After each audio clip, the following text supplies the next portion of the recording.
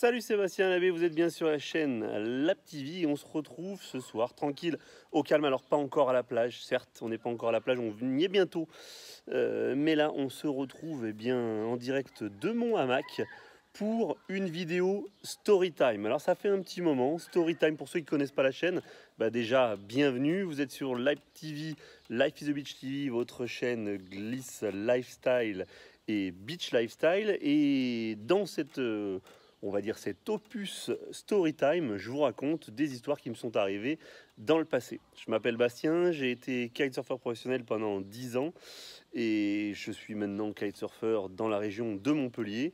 Ce Storytime, c'est une histoire qui est arrivée il y a 7-8 ans. Ça se passe en Tanzanie et je te raconte donc aujourd'hui comment j'ai sauvé 8 personnes grâce à mon aile de kitesurf. On est parti, let's go!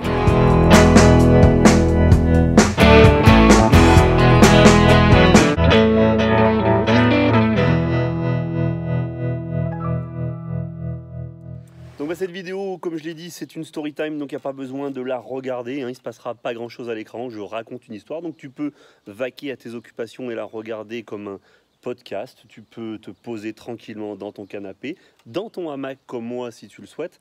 Bref, voilà, tu veux me regarder, pas de souci, tu veux faire autre chose et écouter l'histoire, eh bien laisse-toi porter,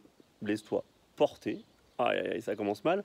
Je t'emmène à une époque où on pouvait voyager, où on pouvait prendre l'avion sans restriction, direction Tanzanie, Zanzibar.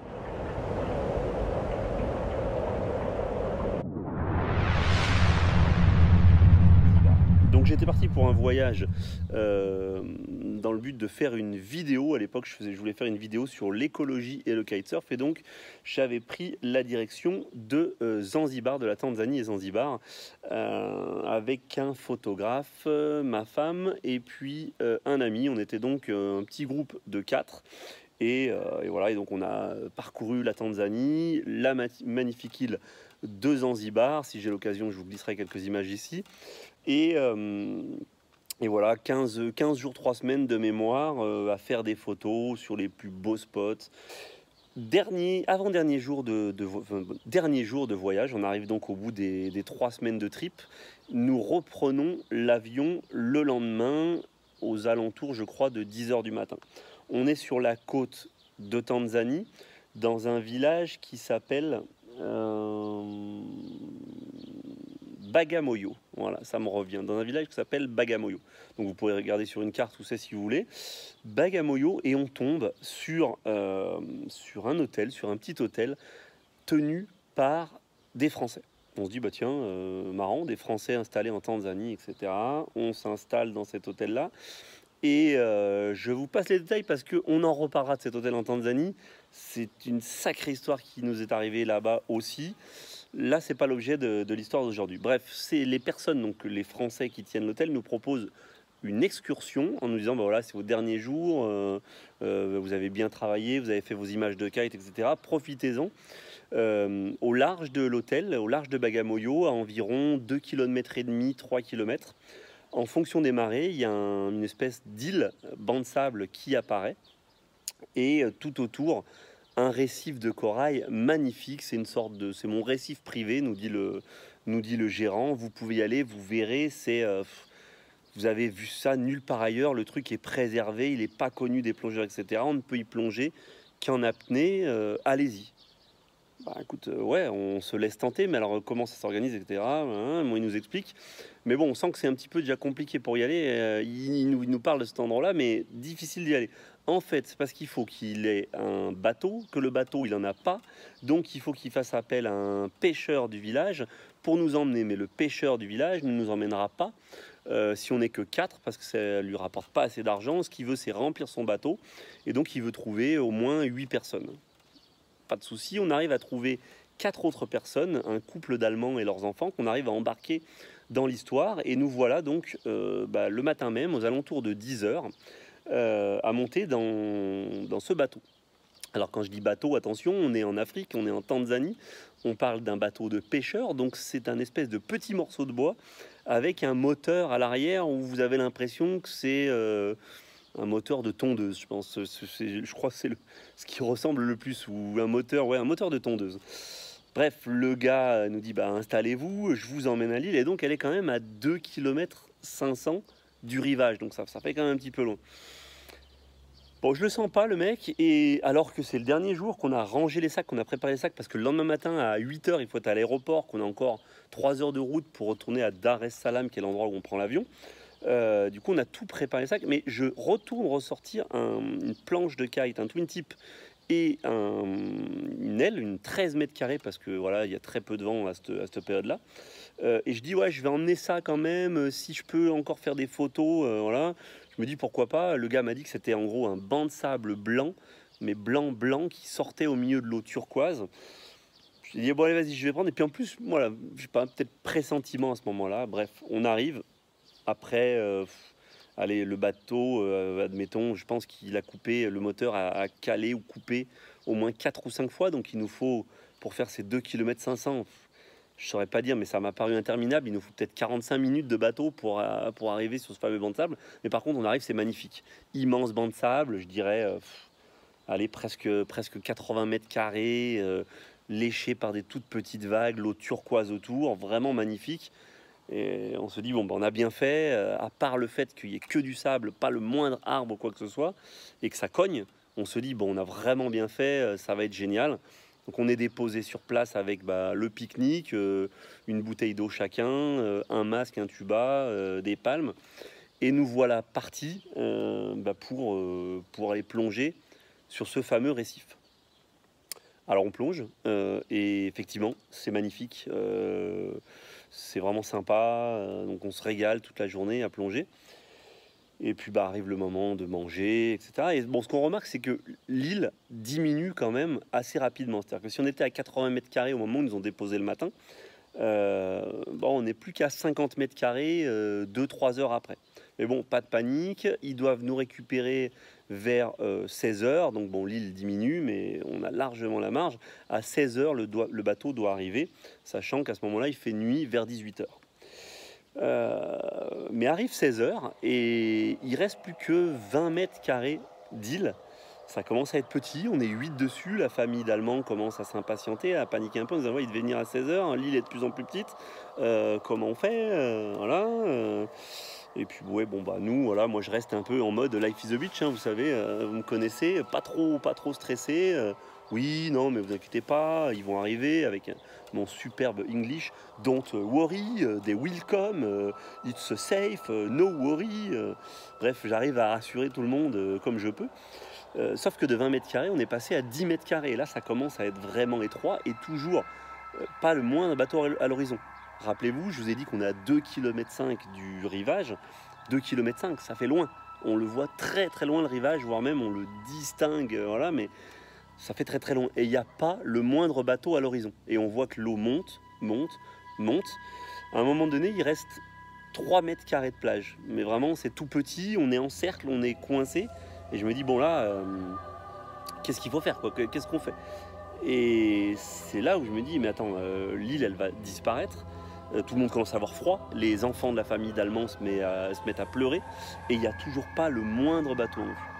Et c'est là que je me transforme en super bastoun, super glissou, que je me dis, allez vas-y, il y a à peine d'air, mais l'orientation du fond d'air qui arrive, c'est à peu près correct pour pouvoir rejoindre la plage.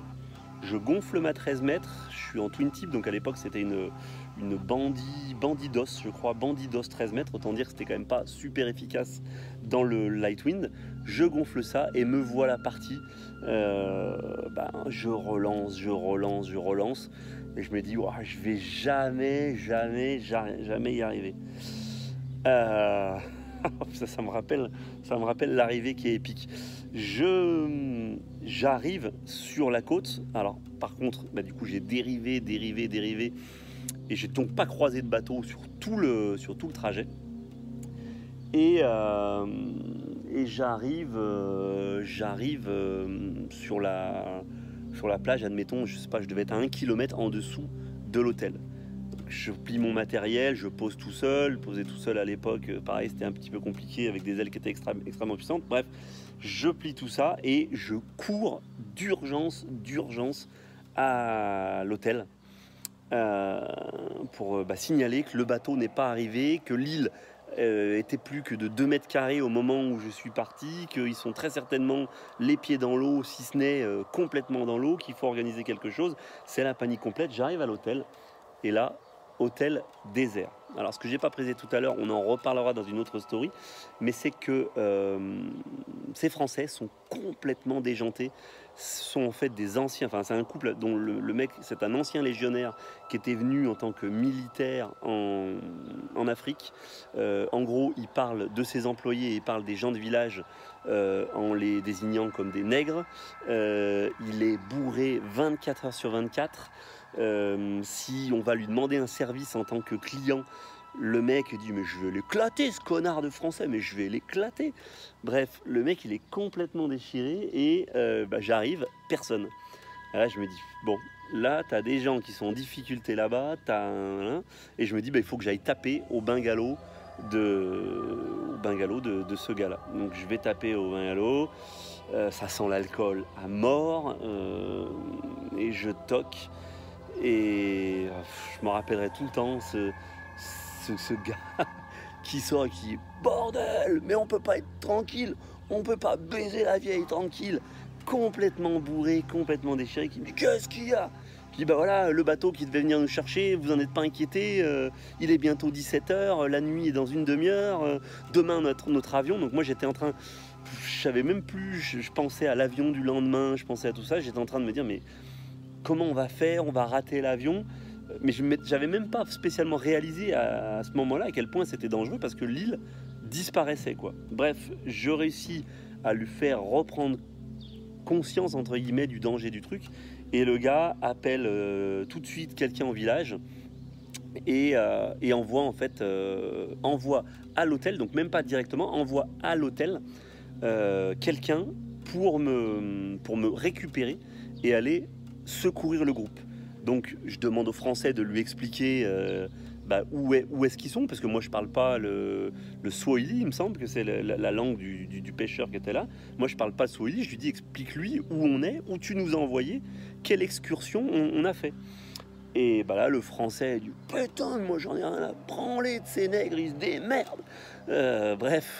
Donc gros malaise. Donc j'essaye tant bien que mal d'expliquer. Je lui dis, je lui montre au gars, voilà, on avait des masques, tuba, donc j'essaie de faire des mimes.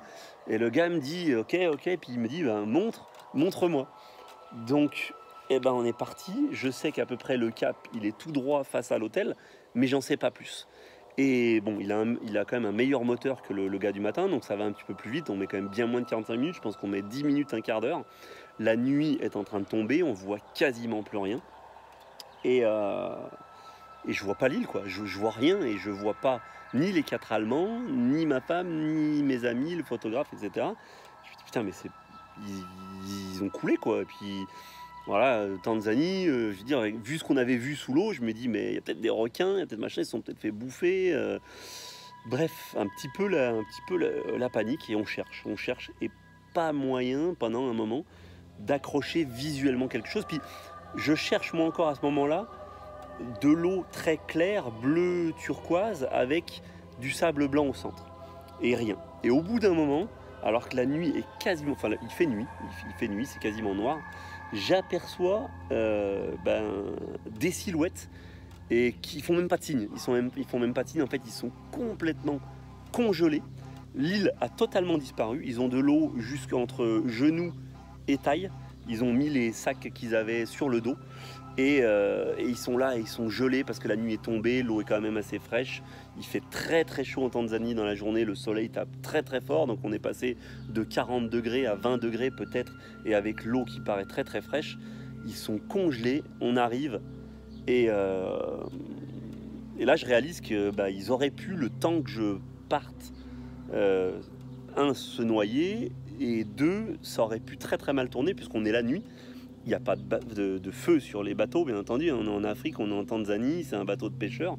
Et donc, on aurait pu être amené à totalement abandonner les recherches. Il n'y a pas de Crossmed, il n'y a pas de SNSM, il n'y a pas tout ça. Et si ça avait été le cas, ils y passaient. C'est clair et net, ils y passaient. Ils se noyaient ou ils mouraient de froid dans la nuit, puisque la marée haute allait rester haute. Elle était encore en train de monter. donc ils allaient se retrouver à n'avoir plus pied, et ils allaient se retrouver en pleine nuit au milieu de l'océan, voilà, dans le froid, etc. Donc in extremis on arrive. Je me rappelle du silence de mort, il n'y a pas eu de merci, de machin. Ça, genre, peut-être, je me rappelle avoir entendu un putain, mais qu'est-ce qu'ils ont foutu? Et les Allemands très énervés dire je sais pas quoi en anglais.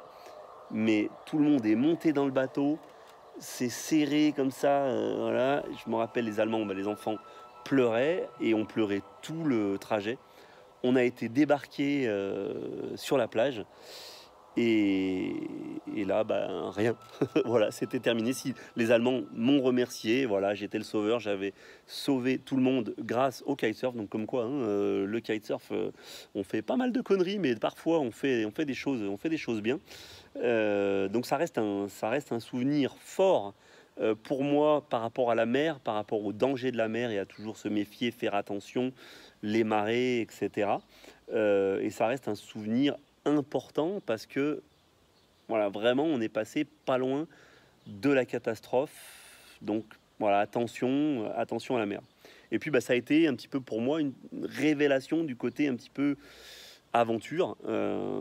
Ça m'a vraiment plu. C'est pour ça que bah, très peu de temps après, quand je suis rentré, je me suis inscrit au casting de koh et bah, d'ailleurs voilà, j'ai été sélectionné dans les tout derniers et je vous raconterai dans une prochaine story pourquoi finalement je ne suis pas allé au koh 2015 pour lequel j'étais sélectionné. Bon, ça c'est une autre histoire.